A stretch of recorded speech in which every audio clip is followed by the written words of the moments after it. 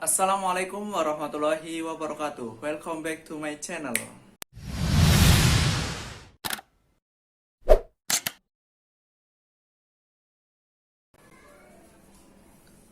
Pada kesempatan kali ini saya akan mencoba untuk mempresentasikan salah satu praktikum yang ada pada fisika lanjutan yang berjudul gelombang mikro. Di sini saya tidak sendiri, saya ditemani oleh teman saya, Saudari Amel. Nah, untuk mempersingkat waktu, langsung saja tujuan praktikum gelombang mikro. Tujuan pada praktikum gelombang mikro kali ini yaitu ada 3. Yang pertama, mengukur distribusi gelombang mikro memanjang dan melintang. Yang kedua, mengukur polaritas gelombang mikro yang dipancarkan.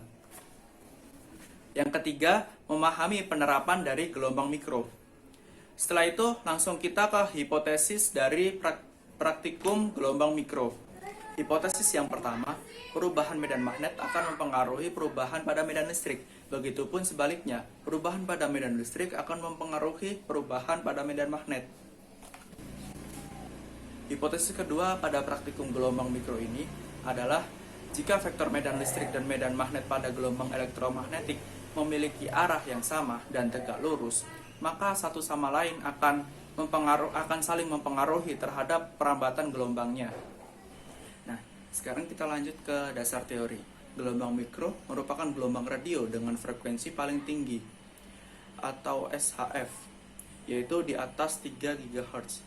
Jika gelombang mikro diserap oleh benda, maka akan muncul pemanasan pada benda tersebut.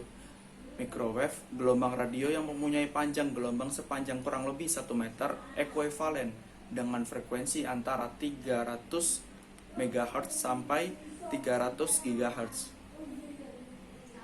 Kemudian di sini saya akan menjelaskan sejarah mengenai penemu dari gelombang mikro. Keberadaan gelombang elektromagnetik telah diprediksi oleh James Clerk Maxwell pada tahun 1896.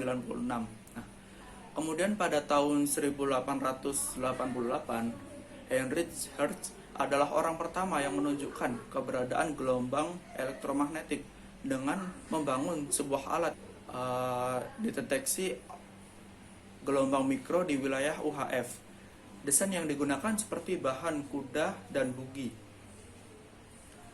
Pada tahun 1894, J.C. Bove Radio Control Public menunjukkan sebuah lonceng menggunakan gelombang milimeter. Penggunaan pertama dari kata gelombang mikro dalam artikel astronomi terjadi pada tahun 1946 dalam artikel radiasi gelombang mikro dari matahari dan bulan oleh Robert Dicke dan Robert Berger. Artikel yang sama juga ditunjukkan di New York Times yang diterbitkan pada tahun 1951. Selanjutnya kita ke contoh gelombang mikro. Nah, di sini contoh gelombang mikro digunakan dalam microwave atau oven dan juga pada radar pesawat. Nah, penjelasannya itu seperti ini. Jadi ketika gelombang mikro diserap oleh sebuah benda, maka akan muncul efek pemanasan pada benda tersebut. Nah, di sini saya akan menunjukkan persamaan dari gelombang mikro. Nah, berikutnya adalah karakteristik dari gelombang mikro. Gelombang mikro tidak dipantulkan oleh lapisan ionosfer sehingga jangkauannya itu sempit. Kemudian yang karakteristik yang kedua itu adalah gelombang mikro dipantulkan oleh bahan logam dan diserap oleh bahan non logam. Oke, sekian penjelasan dari saya, akan dilanjutkan oleh teman saya. Kemudian, bagaimana pemanfaatan dari gelombang mikro itu sendiri? Manfaat dari gelombang mikro diantaranya yang pertama, memanaskan benda. Yang kedua, menentukan posisi suatu objek. Yang ketiga, mengobati pasien kanker atau tumor. Dan yang keempat, sebagai media komunikasi. Manfaat dari gelombang mikro yang pertama yaitu memanaskan benda. Nah, gelombang mikro ini berguna untuk memanaskan benda dengan cara memberikan radiasi gelombang mikro pada benda tersebut. Alat ini disebut dengan microwave oven. Benda yang berada di dalam microwave oven akan dikenai radiasi gelombang mikro dan kemudian akan menjadi panas dalam waktu singkat. Nah, keuntungan ini adalah memasak dapat dilakukan secara cepat dan tanpa api.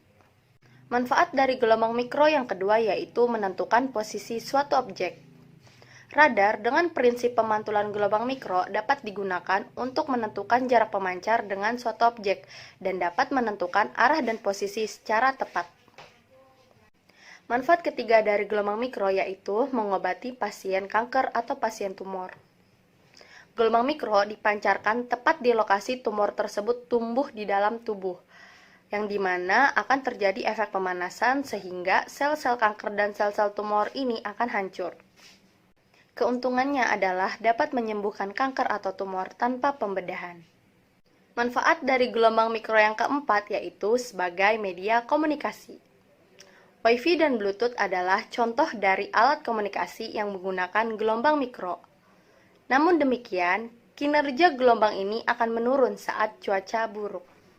Adapun alat dan bahan dari gelombang mikro diantaranya osilator gun, electric field probe, multimeter, corong antena besar, gun supply amplifier, adaptor 12 volt AC, kisi polarisator, kabel BNC ukuran 2 meter, landasan dan tiang penyangga, kabel penghubung, penggaris, serta set penyerap gelombang mikro.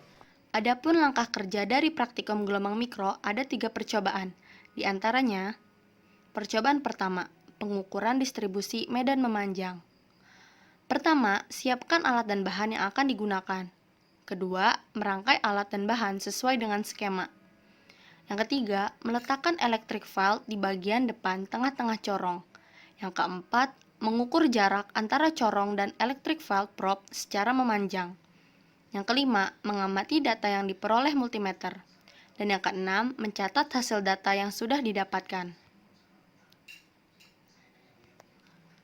Untuk percobaan kedua, pengukuran distributor melintang.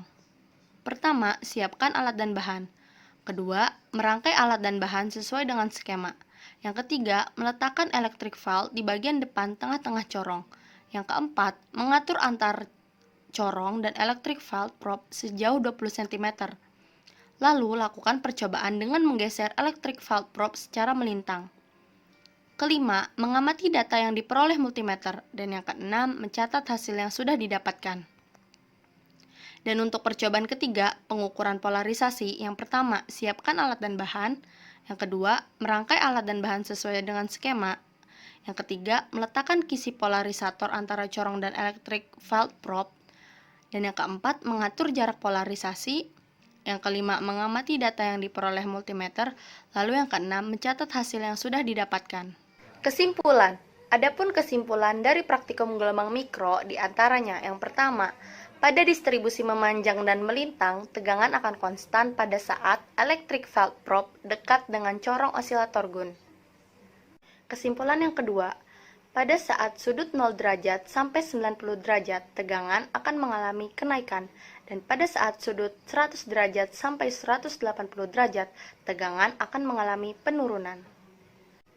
Dan kesimpulan ketiga, penerapan gelombang mikro digunakan dalam kehidupan sehari-hari, salah satunya pada microwave oven. Ya, itulah penjelasan dari gelombang mikro, yang dimana gelombang mikro adalah gelombang elektromagnetik yang memiliki frekuensi paling tinggi, yaitu 3 GHz.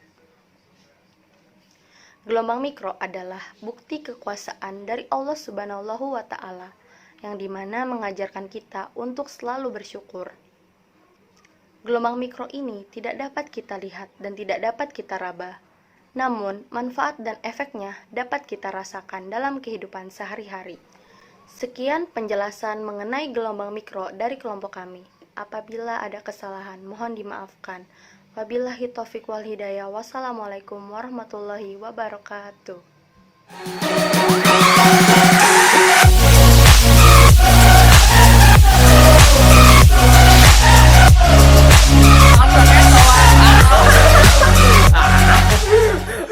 Turun tadi. Ulangi. Serai. Oh, Vin, kata. Nah, pas gede. Pas kita apa? Oh, Wes. iya. Aku turun ngene wis munggah. Aku gak roh ya, Sal. Kurang enggak. Tahu enggak? Sidik gas.